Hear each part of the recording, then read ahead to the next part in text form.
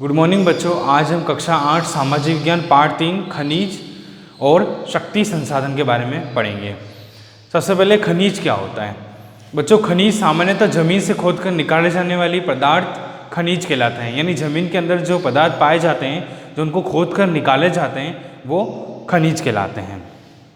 यहाँ पर खनिज हमारे पृथ्वी पर चट्टानों में कई पदार्थ मिले हैं जो खनिज कहलाते हैं। यानी हमारे पृथ्वी पर जो भी चट्टान के अंदर जो भी पदार्थ पाए जाते हैं वो खनिज कहलाते हैं।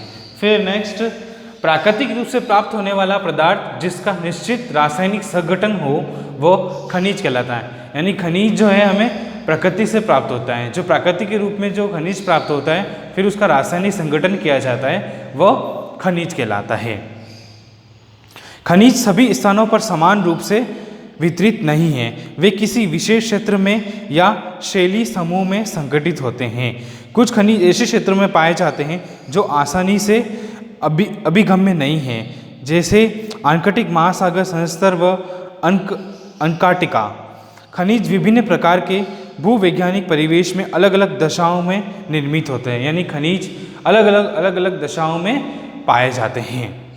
वे बिना किसी मानवीय हस्तक्षेप के प्राकृतिक प्रक्रियाओं ज्ञात निर्मित होते हैं। वे अपने भौतिक गुणों जैसे रंग, घनत्व, कठोरता और रासायनिक गुणों तथा विशेषता के आधार पर पहचाने जाते हैं। यानी खनिज कैसे पहचाने जाते हैं? खनिज अपने रंग से, गुणों से आदि तरीकों से खनिज पहचाने जाते हैं, जो कि खनिज जमीन के अंदर पाए जाते हैं, जो इनको आसानी से निकाला जा सकता है। फिर अब आगे हम पढ़ेंगे खनिजों के प्रकार। पृथ्वी पर 3000 से अधिक विभिन्न खनिज है। यानी हमारी पूरी पृथ्वी पर 3000 से भी ज़्यादा खनिज पाए जाते हैं।